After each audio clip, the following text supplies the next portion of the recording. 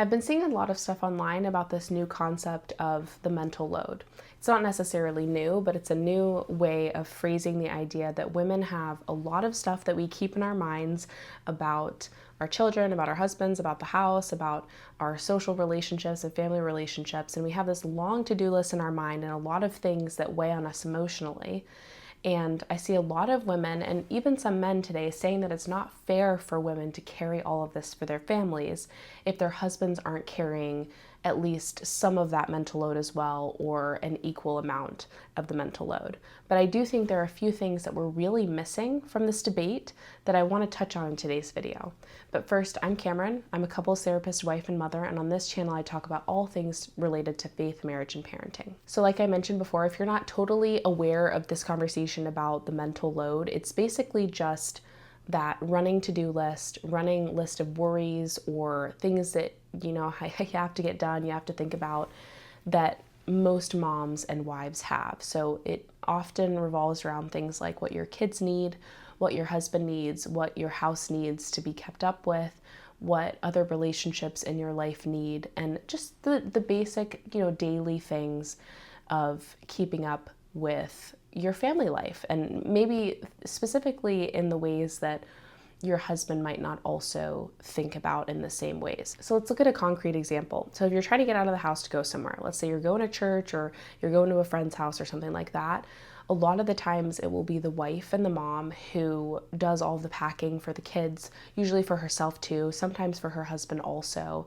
but she'll also be thinking about what time we need to leave, if the car has gas, if there's anything that needs to be done around the house before you leave, who we're going to see, if we need to be bringing anything for them, just all of those details. And then usually the husband is doing something else. In my family, this definitely happens, and I can't always say with full honesty that I know what my husband's doing when we're getting ready in the morning, but I definitely will usually wake up earlier than him if we have to get out the door somewhere early and be doing more of the packing, and then just ask him for help along the way.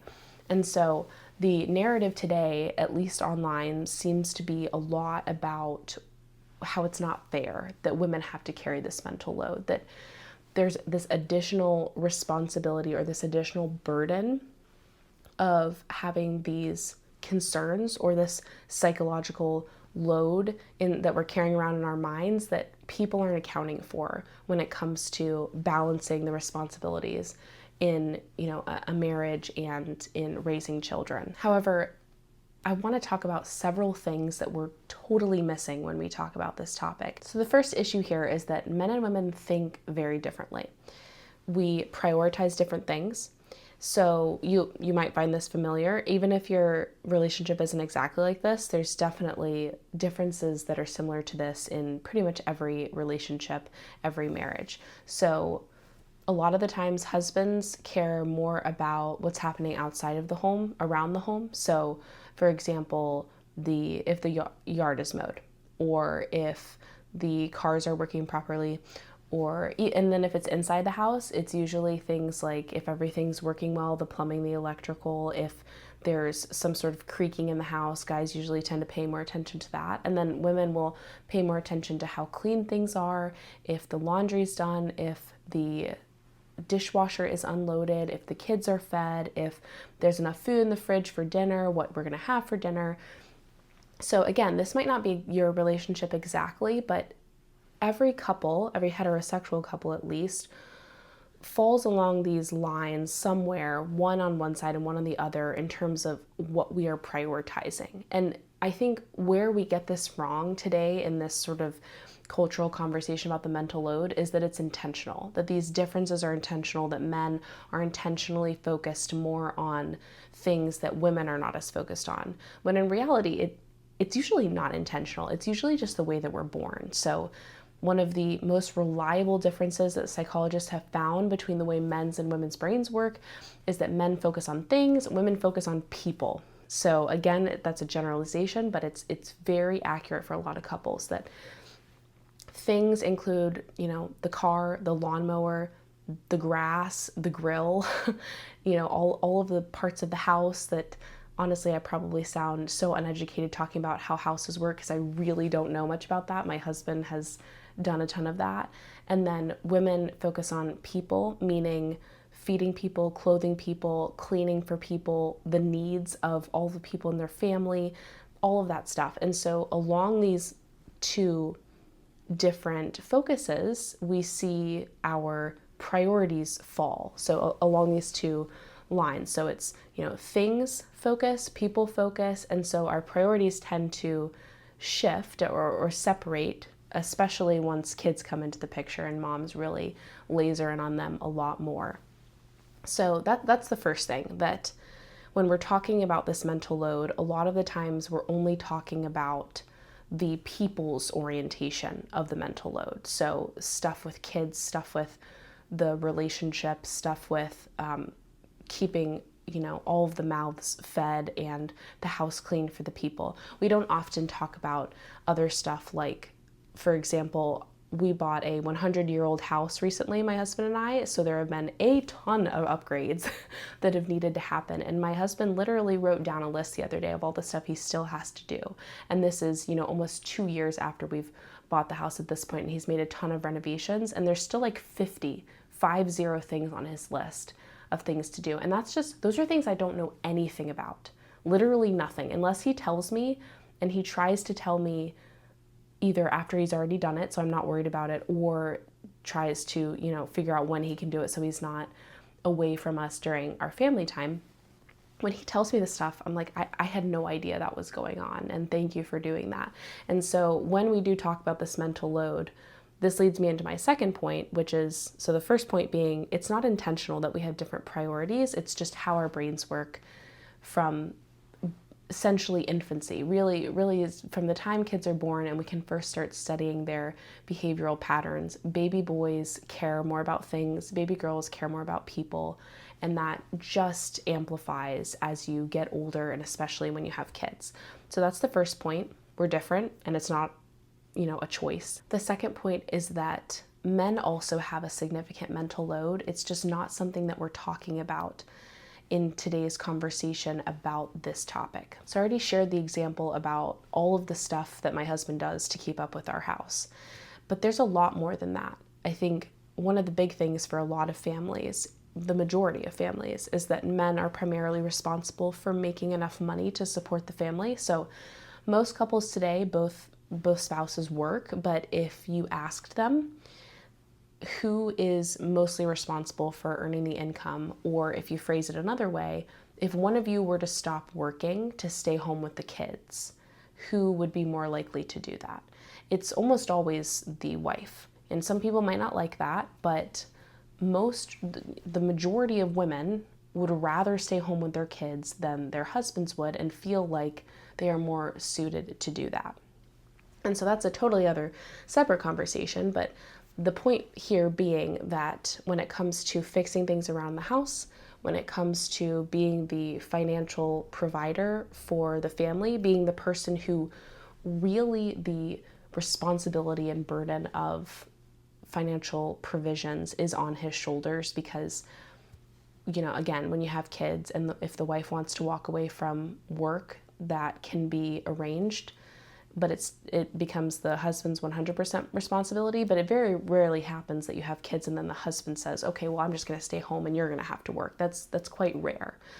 Women are much more inclined, again, towards people and especially their own children in those early years. And so his mental load includes the financial obligations, fixing stuff around the house, being good enough for his wife. That's another really big one I've seen in couples therapy. Something that weighs on men a lot is the opinions that their wife has of them and that their wife's family has of them. So that's another thing that they're thinking about a lot. And it depends on the man, but there are many other things that we could add to this list that I won't go on and on because I don't want this video to be for forever. But this is the second point, and the second fallacy in this mental load argument is to say that men don't have a similar mental load. They do. It's similarly large. It's just about different things. So just as a quick recap, the first two fallacies here with this mental load argument are, number one, our brains are different, and that is not on purpose. We were born that way, and so our priorities are different. The second one is that Men also have a mental load. It just looks very different. It's about different things than women's mental load. And then the third thing is that the third fallacy is that this mental load is a burden rather than a responsibility that is a side effect of our blessings or our gifts. So what I mean by that is that when we talk about all of the things that we as women have to carry around with us, all the things we have to think about, have to do, have to, have that tally in our mind or have to keep track of, we think it's a burden. We think there's, something wrong with that we should be trying to shirk these duties onto other people because they're not something that is intrinsically valuable or intrinsically good, at least. So that, I think, that is the main problem with this conversation, is even if you overlook the fact that men and women are different and that men have their own concerns, it's still a problem that we are viewing all of our responsibilities related to keeping up with the house as a burden rather than as a byproduct of the gift of homemaking, the gift of motherhood, the gift of wifehood, that when we have these incredibly intense and enriching relationships in our family, we have a husband, we have kids, we have people in our community who we're taking care of, we have a home, we have the means to buy food and the time to cook food and make it well and take care of people, there are so many people who don't get that and want it. There are so many people even more people who have that, but don't realize how much of a gift it is.